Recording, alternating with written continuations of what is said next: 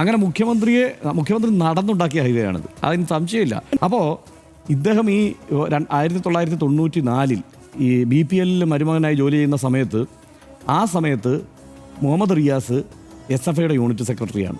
പിണറായി വിജയൻ സർക്കാർ വന്നു. കെ സുരേന്ദ്രൻ ഇത് നടപ്പാക്കിയാൽ നിശ്ചയദാർഢ്യമുള്ള നേതാവാണ് പിണറായി വിജയൻ എന്ന് കെ സുരേന്ദ്രൻ പോലും പറയുന്ന സാഹചര്യം 2016 ഉണ്ടായി. പക്ഷേ ഇപ്പോൾ ഹൈവേ ഉണ്ടായി വന്നു. പക്ഷേ പ്രതിപക്ഷത്തിന് ഈ കഴിഞ്ഞ ദിവസങ്ങളിലൊക്കെ പ്രതിപക്ഷം അതിരൂക്ഷമായിട്ട് സകലമാന സംഗതികളിലും സംസ്ഥാന സർക്കാരിനെ, ഭരണപക്ഷത്തെ വിമർശിച്ചുകൊണ്ടേയിരിക്കുകയാണ്. പക്ഷേ അവർ പോലും ഇന്ന് ഒരു സംശയത്തിന് ഇട നൽകാത്ത വിധം ഇത് വളരെ മോശമാണ്, അവരെ ക്ഷണിക്കേണ്ടതായിരുന്നു എന്ന കാര്യം പറഞ്ഞു. എനിക്ക് സംശയം ഹർഷ, എന്തുകൊണ്ടായിരിക്കണം BJP ഇങ്ങനെ ചെയ്യുന്നത്? ഇതുകൊണ്ട് എന്ത് രാഷ്ട്രീയ നേട്ടം ഉണ്ടാക്കാൻ പറ്റും കേരളത്തിൽ എന്നാണ് അവർ വിചാരിക്കുന്നുണ്ടാകുക? ഇതുകൊണ്ട് ഏതെങ്കിലും തരത്തിലുള്ള രാഷ്ട്രീയ നേട്ടം ഉണ്ടാക്കാൻ പറ്റും എന്ന് BJP കരുതുന്നുണ്ടെങ്കിൽ അത് പരമ അബദ്ധമാണ്. കാരണം മലയാളി അങ്ങനെ മറന്നു പോകുന്ന ആളുകളാണോ? ഇതെന്താണ് കേരളത്തിൽ ഹൈവേയുടെ കാര്യത്തിൽ സംഭവിച്ചത് എന്നത് സംബന്ധിച്ച് ഒരു മിനിമം ധാരണയുണ്ടല്ലോ. കേരളത്തിൻ്റെ സ്ഥിതി എന്താണ് സനീഷേ? ഏറ്റവും കൂടുതൽ ഇന്ത്യയിൽ റോഡുള്ള സംസ്ഥാനമാണ് കേരളം. ഗ്രാമീണ റോഡുകളൊക്കെയുള്ള ചെറു റോഡുകളുള്ള ഒരു സംസ്ഥാനമാണ്. റോഡ് കണക്ടിവിറ്റി ഏറ്റവും കൂടുതലുണ്ട്. പക്ഷേ ഹൈവേയുടെ കാര്യത്തിൽ നമ്മുടെ വികസനം എല്ലാ കാലത്തും പിന്നോട്ടായിരുന്നു. എന്താ കാരണം? ഒരൊറ്റ കാരണമേ ഉള്ളൂ, അത് ഭൂമി ഏറ്റെടുക്കൽ എന്നതായിരുന്നു അതിൻ്റെ കടമ്പ. നാഷണൽ ഹൈവേ അതോറിറ്റി ഇവിടെ ഈ ഓഫീസിട്ട് പല കാലങ്ങൾ ഇത് സംബന്ധിച്ച് പലതരം ചർച്ചകളിലേക്ക് പോയി. ഏറ്റവും ഒടുവിൽ അത് 45 മീറ്ററിലേക്ക് ചുരുക്കി. ആ 45 മീറ്ററിലെങ്കിലും പണിയണം എന്നുള്ളതിലേക്ക് എത്തി. ഹൈവേ അതോറിറ്റി തന്നെ അത് ആ നിലയ്ക്കുള്ള സമീപനം സ്വീകരിക്കുകയും കേന്ദ്ര സർക്കാരും 45 മീറ്ററെങ്കിലും ഉണ്ടെങ്കിൽ ഈ ഹൈവേ പണിയാമെന്ന് വന്നു. 2014 ഈ 45 മീറ്റർ പോലും ഏറ്റെടുക്കാൻ കഴിയില്ല എന്ന അവസ്ഥയായി. എന്ന് മാത്രമല്ല, ഇവിടെ നിന്ന് എന്താ ആവശ്യപ്പെടുന്നത്? 30 മീറ്ററായി ചുരുക്കണം. ദേശീയപാതയുടെ വീതി 30 മീറ്ററാക്കി ചുരുക്കണം എന്നുള്ളതായിരുന്നു നേരത്തെ ആവശ്യം. ഇപ്പോൾ ഈ കഴിഞ്ഞ ദിവസങ്ങളിൽ ചില ഹൈവേയുടെ ചില നിർമ്മാണ ഘട്ടത്തിൽ ചില സ്ഥലങ്ങളിലൊക്കെ ഇടിഞ്ഞു വീഴുന്ന സ്ഥിതിയൊക്കെ ഉണ്ടായല്ലോ മൂന്നാറിടത്ത്. ആ സമയത്ത് ഉയർന്ന പ്രധാനപ്പെട്ട ആരോപണം ഇത് 45 മീറ്ററിൽ ഒതുക്കിയതാണ് ഇതിന് പ്രധാന കുഴപ്പത്തിന് കാരണം എന്നുള്ളതാണ്. 30 മീറ്റർ ആക്കണം എന്നുള്ളതായിരുന്നു ഇവിടുത്തെ ആവശ്യം. എന്നിട്ട് 45 മീറ്റർ തന്നെ പണി നടത്തിയാൽ ഹൈവേ പണിയാം എന്നുള്ള സമീപനം കേന്ദ്ര സർക്കാർ സ്വീകരിക്കുമ്പോൾ പിണറായി വിജയൻ ഇവിടെ നിന്ന് പോയി നിതിൻ ഗഡ്കരിയുടെ ഓഫീസിൽ പോയി കുത്തിയിരുന്ന് കാവലിരുന്ന് ആവർത്തിച്ച് 4ഓ 5ഓ തവണ അവിടെ പോയി ഇത് നടപ്പാക്കാനുള്ള സഹായം ചെയ്യണമെന്നുള്ള അഭ്യർത്ഥനയുമായി അവിടെ ചെന്നു. 45 മീറ്ററിൽ പണിയെടുക്കാനുള്ള അതിൻ്റെ പേപ്പർ നീക്കാതിരുന്നു അവിടുത്തെ ഉദ്യോഗസ്ഥർ. ആ ഘട്ടത്തിൽ നിതിൻ ഗഡ്കരി രൂക്ഷമായി പ്രതികരിച്ചു അതിനോട്, അത് അവിടുത്തെ ഉദ്യോഗസ്ഥരോട്, ഒരു മുഖ്യമന്ത്രിയെ ഇങ്ങനെ നടത്തരുത് എന്ന് പറഞ്ഞിട്ട്. അങ്ങനെ മുഖ്യമന്ത്രി നടന്നുണ്ടാക്കിയ ഹൈവേ ആണിത്, അതിന് സംശയമില്ല. ഡൽഹിക്ക് പോയി ഉണ്ടാക്കിയ ഹൈവേ ആണ്. ആ കാര്യം നിതിൻ ഗഡ്കരി ഒരു മടിയുമില്ലാതെ എല്ലാ വേദിയിലും പറഞ്ഞിട്ടുണ്ട്. ഇതൊക്കെയാണ് യാഥാർത്ഥ്യം. അപ്പോൾ അതിനുശേഷം എന്താ സംഭവിക്കുന്നത്? ഈ 45 മീറ്ററിൽ ഹൈവേ പണിയാൻ തുടങ്ങുമ്പോൾ അതിന് തടസ്സവുമായി വരുന്നത് ആരൊക്കെയായിരുന്നു? ഇവിടുത്തെ സ്വാഭാവികമായി പരിസ്ഥിതിയെ സംബന്ധിച്ചുള്ള ആശങ്കയൊക്കെ എല്ലാ കാലത്തും ഉയർന്നിട്ടുള്ളതാണ്. ആ ആശങ്കകളെയൊക്കെ മാധ്യമങ്ങളൊക്കെ ആ ആശങ്കകൾക്കൊപ്പം നിന്നിട്ടുണ്ട്. പക്ഷേ അവിടെ ഈ പദ്ധതിയെ നടപ്പാക്കാനാവില്ല എന്നുള്ള ഒരു സമീപനം സ്വീകരിച്ച ആളുകൾ ആരൊക്കെയാണ്? എനിക്കിപ്പോഴും വ്യക്തമായി മുഖം ഓർമ്മയുണ്ട്. നമ്മൾ ആ ചർച്ചകളെല്ലാം ആ ഘട്ടത്തിൽ നടത്തിയിട്ടുള്ളതാണ്. അന്ന് ഇങ്ങനെ തിളങ്ങി വരികയാണ് സുരേഷ് ഗോപി, BJPയുടെ മുഖമായി സുരേഷ് ഗോപിയുണ്ട്, PK കൃഷ്ണദാസ് ഉണ്ട്, നമ്മുടെ ഗോപാലകൃഷ്ണനുണ്ട്, ശോഭാ സുരേന്ദ്രനുണ്ട്.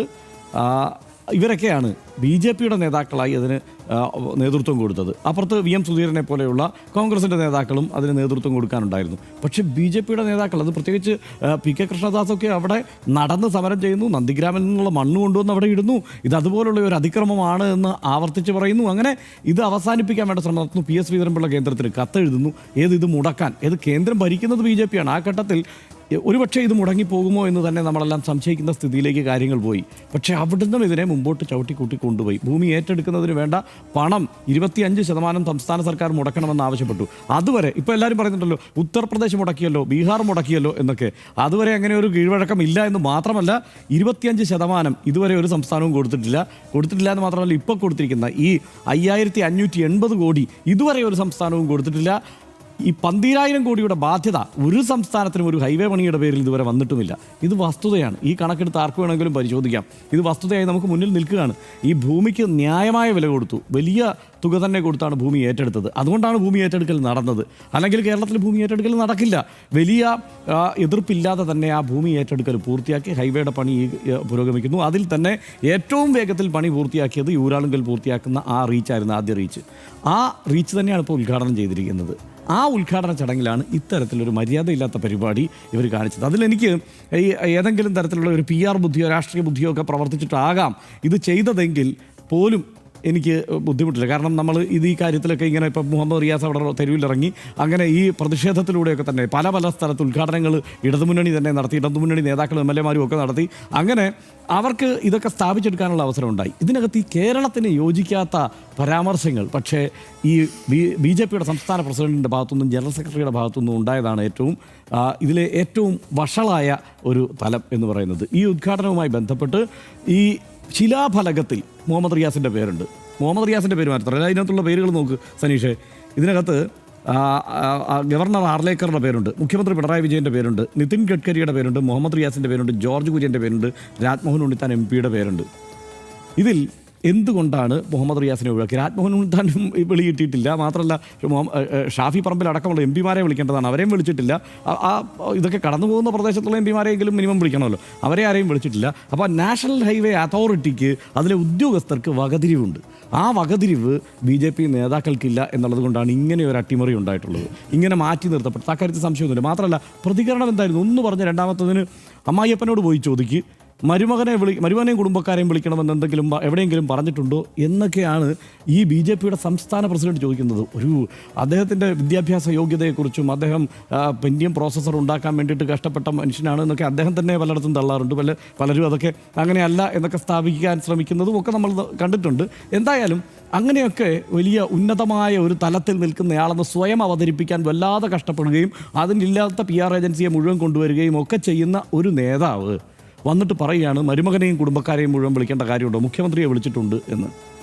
അപ്പോൾ ഇദ്ദേഹം ഈ 1994 ഈ BPL മരുമകനായി ജോലി ചെയ്യുന്ന സമയത്ത് മുഹമ്മദ് റിയാസ് SFIയുടെ യൂണിറ്റ് സെക്രട്ടറിയാണ്. ആ സമയത്ത് അദ്ദേഹം പണിയെടുക്കുന്നുണ്ട്. പിന്നെ ഒരു വ്യാഴവട്ടം കഴിഞ്ഞിട്ടാണ് ഈ രാജീവ് ചന്ദ്രശേഖർ രാഷ്ട്രീയത്തിലേക്ക് വരുന്നത് 2006.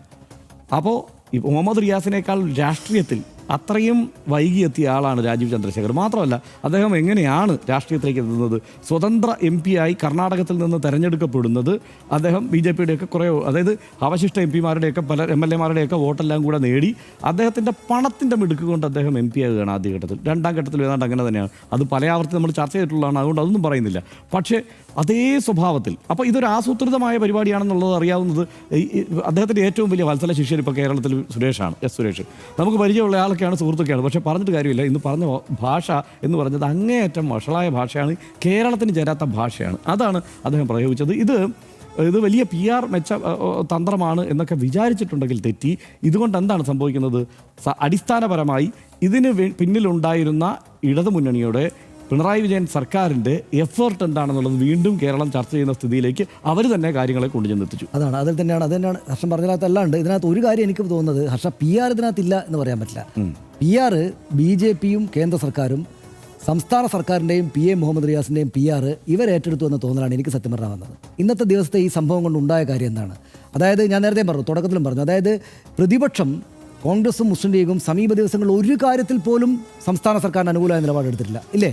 ഒരു കാര്യത്തിൽ പോലും എടുത്തില്ല. കോടതിക്ക് നവകേരള സർവേ അല്ലെങ്കിൽ മറ്റ് ഈ പറയുന്ന DA സന്ദേശം ഇത് പോയിട്ട് കോടതിക്കകത്ത് തിരിച്ചടിയുണ്ടാകുന്ന കാര്യങ്ങൾ എന്ന് മുൻകൂട്ടി അറിയാവുന്ന കാര്യങ്ങളിൽ പോലും അതിനിശ്ചിതമായുള്ള വിമർശനമാണ് സംസ്ഥാന സർക്കാരിനെതിരെ ഉന്നയിച്ചത്. എന്ന് വെച്ചാൽ UDF LDF-ഉം ബലാബലം നിന്ന് പോരാടുന്ന ഒരു തെരഞ്ഞെടുപ്പ്, പരസ്പരം ഒരു കാര്യത്തിലും കോംപ്രമൈസ് ചെയ്യാത്ത, പരസ്പരം എല്ലാത്തിലും പോരടിക്കുന്ന ഒരു തെരഞ്ഞെടുപ്പ് കാലം എന്ന തോന്നലുണ്ടാകുന്നതിന് തൊട്ട് മുന്നിൽ അവർക്ക് പോലും ഒരു സംശയരഹിതം ആയിട്ട്, സംശയം പറയാനില്ലാത്ത വിധം പിന്തുണക്കേണ്ടുന്ന ഒരു രാഷ്ട്രീയ സാഹചര്യത്തെ കേന്ദ്ര സർക്കാരും BJP എടുത്ത് മുന്നോട്ട് വെച്ചു കൊടുത്തു.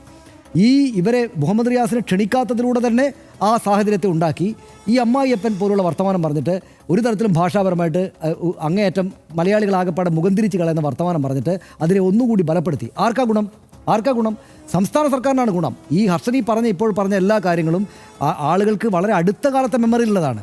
കെ സുരേന്ദ്രൻ്റെ പോസ്റ്റ്, ഞാൻ നേരത്തെ പറഞ്ഞ പോസ്റ്റ്, അതായത് ഈ പറയുന്ന ഗെയിൽ പൈപ്പ് ലൈനും ഹൈവേയും നടപ്പാക്കിയാൽ നിശ്ചയദാർഢ്യമുള്ള നേതാവാണ് പിണറായി വിജയൻ എന്ന് ഞാൻ അംഗീകരിക്കാം എന്ന് അന്ന് BJP സംസ്ഥാന അധ്യക്ഷനായിരുന്ന കെ സുരേന്ദ്രൻ എഴുതിയ ഫേസ്ബുക്ക് പോസ്റ്റ് ഇങ്ങനെ വന്നുകൊണ്ടേയിരിക്കുകയാണ്. എന്ന് വെച്ചാൽ അദ്ദേഹത്തെ കൊണ്ട് സാധിക്കില്ല എന്ന് സമീപകാല ഹിസ്റ്ററിയിൽ BJP-യുടെ സംസ്ഥാന അധ്യക്ഷൻ പറഞ്ഞ ചരിത്രം നമ്മുടെ മുന്നിൽ ഉണ്ടായിരിക്കെ അങ്ങനെ ഒരു കാര്യം സാധ്യതമായിട്ട് അതിൻ്റെ ഉദ്ഘാടന ദിവസം ഈ കാര്യങ്ങൾ പറയാനുള്ളൊരു അവസരം ഒന്നുകൂടെ മുന്നിലേക്ക് വെച്ച് കൊടുത്തിരിക്കുകയാണ് കേരള സർക്കാരിനും ഈ പറയുന്ന ഇടതുപക്ഷ ജനാധിപത്യ മുന്നണിക്കും CPIM-നും CPI-ക്കും മുഹമ്മദ് റിയാസിനും. ഇതിപ്പോൾ നമ്മൾ കാണുമ്പോൾ ഈ ദിവസത്തിൻ്റെ അവസാനം ആരാണ് ഹർഷ ശോഭിച്ച് നിൽക്കുന്നത്? അത് പി എ മുഹമ്മദ് റിയാസാണ്. എന്തുകൊണ്ടാണ്? പി എ മുഹമ്മദ് റിയാസിൻ്റെ വകുപ്പാണ് ഇതിനുവേണ്ടി അക്ഷീണം പ്രയത്നിച്ചത് അല്ലേ? പൊതുമരാമത്ത് വകുപ്പിൻ്റെ മന്ത്രി എന്ന നിലക്ക് നിശ്ചയമായിട്ടും അവിടേക്ക് പോകാനുള്ള, അവിടെ ചെന്ന് നിൽക്കേണ്ടുന്ന ആളാണെന്ന് കക്ഷി രാഷ്ട്രീയ വ്യത്യാസമില്ലാതെ എല്ലാവർക്കും അറിയാവുന്ന കാര്യമാണ്. 5500 കോടി രൂപ അങ്ങോട്ട് കൊടുത്താണ്. ഇത് കേന്ദ്രം സ്വന്തം നിലക്കുണ്ടാക്കിയതല്ല. 5500 കോടി രൂപ അങ്ങോട്ട് കൊടുത്തിട്ട് ഒരു അപാരമായിട്ടുള്ള രാഷ്ട്രീയ ഇച്ഛാശക്തി കാണിച്ചിട്ട് സ്വന്തം ജനതയിൽ നിന്ന് സമരം വരുമ്പോൾ ആ സമരത്തെ നന്നായിട്ട് മാനേജ് ചെയ്തിട്ട് ഇത്രയും വിശാലമായിട്ടുള്ള റോഡ് ഉണ്ടാക്കി വെച്ചു. ഹർഷ, ഇവിടെ എൻ്റെ വീട് തലശ്ശേരിയാണല്ലോ, ഞാൻ ജോലി ചെയ്ത് തിരുവനന്തപുരത്തും കൊച്ചിയിലൊക്കെ ആണല്ലോ, 10-25 വർഷമായിട്ട് നമ്മൾ അങ്ങോട്ടും ഇങ്ങോട്ടും യാത്ര ചെയ്യുകയാണല്ലോ. ഈ 25 വർഷക്കാലത്തിനിടയ്ക്ക് ഈ യാത്ര എത്രമാത്രം ബുദ്ധിമുട്ട് പിടിച്ചതായിരുന്നു കാസർഗോഡ് തൊട്ട് തിരുവനന്തപുരം വരെ എന്ന് നമ്മൾ മലയാളികൾക്ക് എല്ലാവർക്കും അറിയാവുന്നതാണല്ലോ. അതിപ്പോൾ ഈ പണി പൂർത്തിയായി ഉദ്ഘാടനം ചെയ്യപ്പെടുന്നതിന് മുമ്പ് തന്നെ ഈ പല റീച്ചുകളിലും ഗതാഗതം അങ്ങോട്ട് വിട്ടപ്പോൾ എന്തുമാത്രം എന്തൊരു വ്യത്യസ്തമായിട്ട് കേരളത്തിലെ യാത്ര മാറി എന്ന് നമ്മുടെ മുന്നിലുണ്ട്. ഇത് രാഷ്ട്രീയമായ ഇച്ഛാശക്തിയുടെ പ്രകടനമാണ് എന്ന കാര്യത്തിൽ സംശയമില്ല. അത് എല്ലാവർക്കും സമ്മതിക്കേണ്ടതായിട്ട് വരും. സമ്മതിച്ചു കഴിഞ്ഞു മുൻകൂറായിട്ട് കെ സുരേന്ദ്രൻ എന്ന ആ പോസ്റ്റിലൂടെ നമ്മൾ കണ്ടു. അപ്പോൾ അത്രക്ക് എളുപ്പത്തിൽ ഏറ്റവും ഗംഭീരമായിട്ടൊരു തെരഞ്ഞെടുപ്പ് തൊട്ട് മുന്നോടിയായിട്ട് ഉപയോഗിക്കാവുന്ന ഒരു സാഹചര്യത്തെ ഒന്നുകൂടെ ശോഭിതമാക്കി കൊടുത്തു നമ്മുടെ BJP നേതാക്കൾ. എന്നുവെച്ചാൽ പി എ മുഹമ്മദ് റിയാസിൻ്റെ PR വർക്ക് രാജീവ് ചന്ദ്രശേഖറും സുരേഷും ഏറ്റെടുത്തു എന്നതാണ് ഇന്നത്തെ ദിവസത്തിൻ്റെ ആകത്തുക. പിന്നെ അത് അങ്ങേറ്റം മോശമായ പ്രകടനത്തിലൂടെയാണ്, വർത്തമാനത്തിലൂടെയാണ് ഈ നടത്തിയത് എന്ന കാര്യം ഒന്ന് ഹർഷ, അതായത് രാജീവ് ചന്ദ്രശേഖർ വന്ന കേരളത്തിലേക്ക് ഇറങ്ങിയ ആളല്ല അദ്ദേഹം. ഇപ്പോൾ ഡീഗ്ലാമറൈസ് ചെയ്യപ്പെട്ട ഒരു രാജീവ് ചന്ദ്രശേഖറാണ്. രാജീവ് ചന്ദ്രശേഖർ ഒരു വിശ്വപൗരൻ എന്ന മട്ടിലൊക്കെയുള്ള ഒരു വലിയ ഗരിമയുള്ള ഒരാളാണ് എന്നൊരു തോന്നലായിരുന്നു ഇദ്ദേഹം വരുമ്പോൾ ഉണ്ടായിരുന്നെങ്കിൽ ഇപ്പോൾ അദ്ദേഹം വളരെ താഴേക്ക് വന്നിട്ട് ഇങ്ങനെ ഈ പറയുന്ന പോലെ വല്ലാത്ത തോതിൽ സംസാരിക്കുന്ന ഒരാളായിട്ട് മാറുകയാണ്. അപ്പോൾ അമ്മായിയപ്പനോട് ചെന്ന് ചോദിക്കുന്നത് സുരേഷ് നമ്മുടെ സുഹൃത്തായുള്ള സുരേഷ് ചോദിക്കുമ്പോൾ ഒരു പ്രശ്നം എന്താണെന്ന് വെച്ചാൽ അപ്പുറത്തെ ഈ ശിലാഫലകത്തിലും റിയാസിൻ്റെ പേരുണ്ട്. അമ്മായിയപ്പൻ പറഞ്ഞിട്ടല്ലോ അത് അവിടെ വന്നത്. അത് ഹൈവേ അതോറിറ്റി ഓഫ് ഇന്ത്യയും ഈ അദ്ദേഹം തന്നെയും പറയുന്ന പ്രോട്ടോക്കോളും എല്ലാം ചേർന്നിട്ടില്ല അദ്ദേഹത്തിൻ്റെ പേരവിടെ വരുന്നത്. ഇതിനകത്ത് കേരളത്തിലെ ഇത് വിലപ്പോകുക വർഷം, അതായത് മുഖ്യമന്ത്രിയുടെ മരുമകനായതുകൊണ്ടാണ് ഇയാളെ വിളിക്കേണ്ട കാര്യമില്ല എന്ന് പറയുന്നത്. പി എ മുഹമ്മദ് റിയാസ് മന്ത്രിയല്ലേ? ഞാൻ പറയുന്നത് രാഷ്ട്രീയ പ്രവർത്തന പാരമ്പര്യം ഹർഷം ഇപ്പോൾ പറഞ്ഞു. അതങ്ങോട്ട് മാറ്റിവെച്ചാൽ പോലും ഈ പദവിയിലിരിക്കുന്ന ആളല്ലേ അദ്ദേഹം. ആ പദവിയിൽ, അതായത് സംസ്ഥാന സർക്കാരും കേന്ദ്ര സർക്കാരും കൂടെ നടപ്പാക്കിയൊരു പദ്ധതിയും സംസ്ഥാന സർക്കാരിൻ്റെ ആളെ ഒഴിവാക്കിയിട്ട് കേന്ദ്രത്തിൻ്റെ ആളുകൾ മാത്രം വന്ന് ഉദ്ഘാടനം ചെയ്യുമ്പോൾ ഒരു പ്രശ്നം എന്താണെന്ന് വെച്ചാൽ, ഇവർക്ക് മനസ്സിലാകാത്തൊരു കാര്യം എന്താണെന്ന് വെച്ചാൽ കേരളത്തെ അപമാനിക്കുന്നതായിട്ടാണ് മലയാളിക്ക് തോന്നുക.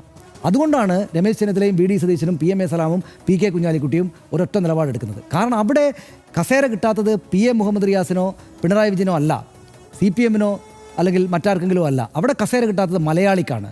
പുറത്തുനിന്ന് കേന്ദ്ര സർക്കാർ, ഇവിടെ രാഷ്ട്രീയ പ്രാതിനിധ്യമില്ലാത്ത കേന്ദ്ര സർക്കാർ വരുന്നു. നല്ല സന്തോഷം. നമ്മുടെ പ്രധാനമന്ത്രിയാണ്, മഹത്തരമായ സംഗതിയിലേക്കാണ് വരുന്നത്. അവിടെ വന്നിരുന്നത് അദ്ദേഹം തന്നെയാണ് ഉദ്ഘാടനം ചെയ്യുന്നത്. കേന്ദ്രത്തിൻ്റെ വലിയൊരു പദ്ധതിയാണത്, ശരി. പക്ഷേ ഉദ്ഘാടനം ചെയ്യുമ്പോൾ നമ്മൾ കൂടെ അവിടെ ഉണ്ടായിരിക്കുമ്പോഴാണ്, കേരളത്തിൻ്റെ പ്രാതിനിധ്യം കൂടി അവിടെ ഉണ്ടായിരിക്കുമ്പോഴാണ് അതിന് ഈ പറയുന്ന ഗരിമ വരികയും എല്ലാവരുടേതുമായിട്ട് മാറുകയും ചെയ്യുന്നത്. യഥാർത്ഥത്തിൽ ഹർഷ ഒന്നുകൂടി ആലോചിച്ചു, ഞാനിത് പറഞ്ഞു നിർത്താം, ഒന്ന് ആലോചിച്ചു. അതായത് അവിടെ പ്രധാനമന്ത്രിയുടെ മഹനീയ സാന്നിധ്യം, അവിടെ രാജീവ് ചന്ദ്രശേഖരൻ ഇവർ കൊണ്ട് നിർത്തിയിരിക്കുന്നു. BJP-യുടെ പ്രധാനപ്പെട്ട ആളെല്ലാം ഉണ്ടായിരിക്കെ അവിടെ മുഖ്യമന്ത്രിയും പി എ മുഹമ്മദ് റിയാസും ഇരിക്കുന്നതിനേക്കാൾ അവർക്കിപ്പോൾ ഗ്ലോറിയും പ്രശസ്തിയും കിട്ടിയിരിക്കുകയാണ്. അവർ പറഞ്ഞിരിക്കുന്ന കാര്യങ്ങൾക്ക് നാളെ മുതൽ കൂടുതൽ വിസിബിലിറ്റി കിട്ടിയിരിക്കുകയാണ് ഇപ്പോൾ ഈ കാര്യം ചെയ്തതിലൂടെ. ആവർത്തിച്ച് എന്തുകൊണ്ടാണ് BJP ഇങ്ങനെ ചെയ്യുന്നത് എന്ന സംശയം എനിക്കുണ്ട്. ഇതിപ്പോൾ UDF ഒക്കെ പറയുന്നത് പോലെ യഥാർത്ഥത്തിൽ ഒരു പാതി തമാശയായിട്ട് എടുക്കാം. UDF ഒക്കെ പറയുന്ന പോലെ യഥാർത്ഥത്തിൽ ഇത്തവണയും കൂടെ LDF-നെ ജയിപ്പിക്കുക എന്ന മിഷൻ പ്രധാനമന്ത്രി നരേന്ദ്രമോദിയും രാജീവ് ചന്ദ്രശേഖരൻ ചേർന്ന് ഏറ്റെടുത്തിരിക്കുകയാണോ എന്ന് ബലമായിട്ട് സംശയിക്കുന്ന ആളാണ് ഞാൻ. പാതി തമാശയായിട്ട് എടുക്കാമെന്ന് ഞാൻ നേരത്തെ പറഞ്ഞു. ദേശീയപാത നിർമ്മാണം എവിടെയും എത്താതെ പ്രതിസന്ധിയിൽ നിൽക്കുന്ന ഘട്ടമായിരുന്നു നമ്മുടെ സംസ്ഥാനത്ത് 10 വർഷം മുമ്പ് വരെ ഉണ്ടായിരുന്നത്. ദേശീയപാത അതോറിറ്റി അവരുടെ ഓഫീസ് അടച്ചുപൂട്ടി സംസ്ഥാനം വിട്ട സാഹചര്യം. എന്നാൽ അത്തരം പ്രതിസന്ധികളെല്ലാം മറികടക്കുമെന്ന പ്രഖ്യാപനവുമായാണ് ഒന്നാം LDF സർക്കാർ അധികാരത്തിലേറുന്നത്. ദേശീയപാത വികസനം പൂർത്തിയാക്കിയാൽ മുഖ്യമന്ത്രി പിണറായി വിജയനെ നിശ്ചയദാർഢ്യമുള്ള നേതാവായി സമ്മതിക്കാം എന്നായിരുന്നു അന്നത്തെ BJP സംസ്ഥാന അധ്യക്ഷൻ K സുരേന്ദ്രൻ ഫേസ്ബുക്കിൽ കുറിച്ചത്. അത്രമേൽ പ്രയാസകരമായ കാര്യമായിരുന്നു കേരളത്തിലെ ദേശീയപാത വികസനം. ഭൂമി ഏറ്റെടുപ്പും പരിസ്ഥിതി പ്രശ്നങ്ങളും രാഷ്ട്രീയ ലക്ഷ്യത്തോടെയുള്ള സമരങ്ങളുമെല്ലാം ദേശീയപാത വികസനത്തെ പിന്നോട്ടടിപ്പിച്ചു. എന്നാൽ ഇന്ന് പദ്ധതിയുടെ ആദ്യഘട്ടം പൂർത്തിയാകുമ്പോൾ സംസ്ഥാന സർക്കാരിൻ്റെ ഇടപെടലുകളെ മനഃപൂർവ്വം വിസ്മരിക്കുന്ന മറ്റുള്ള സമീപനമാണ് കേന്ദ്ര സർക്കാർ സ്വീകരിച്ചത്. അതേക്കാൾ മോശമായി ഇന്ന് തോന്നിയത് മുഹമ്മദ് റിയാസിനെ അധിക്ഷേപിച്ച് സംസാരിച്ച BJP നേതാക്കളുടെ പ്രതികരണങ്ങളുമാണ്.